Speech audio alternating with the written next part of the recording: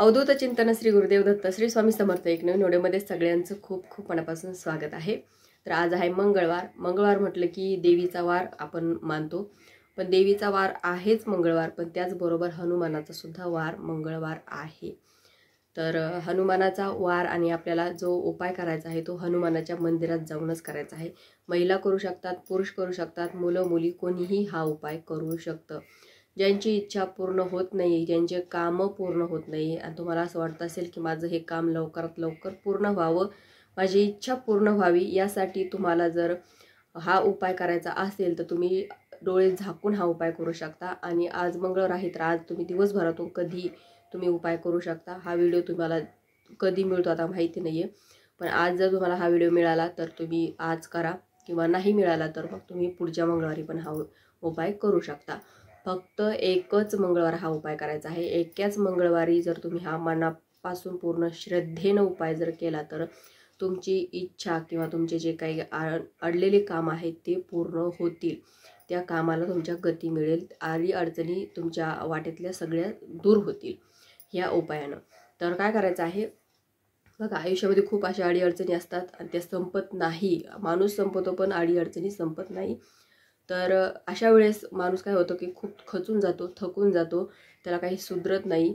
आडी अडचणी असतील, काही संकट असतील आणि काही कामं होतच नसतील तर अशा वेळेस जर असा प्रसंग तुमच्या समोर असेल तर तुम्ही हा उपाय नक्कीच करू शकता। कारण हनुमान हे बुद्धीचे दैवत आहेत आणि बुद्धी, शक्ती, युक्ती सगळं काही त्यांच्याकडे आहे आणि त्यांचा हा वार आहे मंगळवार। तर ह्या दिवशी तुम्ही जर पूर्ण श्रद्धेनं त्यांच्या जवळपास, आता हनुमानाचं मंदिर कुठेही असतंच, कुठेही तुमच्या घराच्या आसपास कुठे हनुमानाचं मंदिर असेल तिथे जाऊन तुम्हाला हा उपाय करायचा आहे। तर काय करायचं आहे, जाते वेळेस महिला असतील, महिलासुद्धा जाऊ शकता। आपल्याला काय करायचं की मंदिराच्या आतमध्ये म्हणजे त्यांच्या जवळ नाही जायचं, लांबून आपल्याला लांबून सुद्धा त्यांच्या जवळ जाऊन हा उपाय आपण करू शकतो। तर काय करायचं, जाते वेळेस तुम्हाला एक खोबऱ्याची वाटी न्यायची, त्याच्यात गूळ न्यायचा, एक पंती न्यायची, त्याच्यामध्ये तेल टाकायचं, त्याच्यात थोडीशी त्यात मोहरीचं तेल टाकायचं आणि जायचं। त्याच्यानंतर बघा, आता तुम्ही हा उपाय करताय तर पूर्ण श्रद्धेने करा। परत सांगते, मनात शंका किंतु परंतु अजिबात आणायची नाहीये। जिथे तुमच्या मनात शंका आली की माझं हे काम मी हा उपाय करते पण होईल का, इतकं जरी आलं ना तर मग ते कुठे ना कुठे तुमची शंका, तिथे तुमचं विश्वास आहे तो डगमगतो आणि मग आपले जे काम आहेत ना ते होत नाही। कोणतीही सेवा करते वेळेस आपण पूर्ण श्रद्धेने आणि पूर्ण विश्वासाने केलं ना तर लगेच आपले कामं होतात। तर आपण हे घेऊन जायचं। त्याच्यानंतर ते गूळ खोबरं आहे ते तुम्ही हनुमानाच्या समोर ठेवायचं प्रसाद म्हणून, आणि ते जी काही पंती आहे ती तिथे लावायची। पंती लावते वेळेस तुम्ही जी काही तुमचं काही काम आहे, आता तुम्हाला नोकरी हवी आहे, तुम्हाला नोकरी लागत नाही, मनासारखी नोकरी लागत नाही आहे, किंवा प्रमोशन होत नाही आहे, किंवा तुमच्या आयुष्यामध्ये काही आडी अडचणी आहेत, खूप काही असे दुःख आहे, किंवा तुम्हाला असं वाटतं असेल की माझा व्यवसाय चांगला चालावा, किंवा तुम्हाला असं वाटतं असेल की माझ्या घरामधले जे काही संकट आहेत ते सगळे दूर व्हावे, तर असे काही कामं असतील, काही इच्छा असतील, त्या पूर्ण होत नाही आणि त्या पूर्ण व्हाव्या, तर तुम्हाला ते दिवा तिथे लावते वेळेस तुम्हाला तिथे तुमची इच्छा व्यक्त करायची आहे, म्हणजे तिथं बोलून दाखवायची आहे आणि तो दिवा तिथे लावायचा आहे। आणि तिथे दिवा लावला की नंतर तुम्हाला बघा तिथे बसून, आता हनुमानाच्या मंदिरात काही गर्दी वगैरे जास्त नसतीये, तर तुम्ही तिथे बसून हनुमान चालिसाचं पठण करायचं आहे पूर्ण श्रद्धेने। किंवा तुम्ही यूट्यूबवर बघून म्हणा, किंवा हनुमानाच्या मंदिरामध्ये तिथं बोर्ड वगैरे लावलेला असतो, त्याच्या हनुमान चालिसा असते, तिथे बघून सुद्धा तुम्ही म्हणू शकता। एक वेळेस हनुमान चालिसा म्हणायची, एक वेळेस हनुमान स्तोत्र म्हणायचं आणि हे पूर्ण सेवा करायची।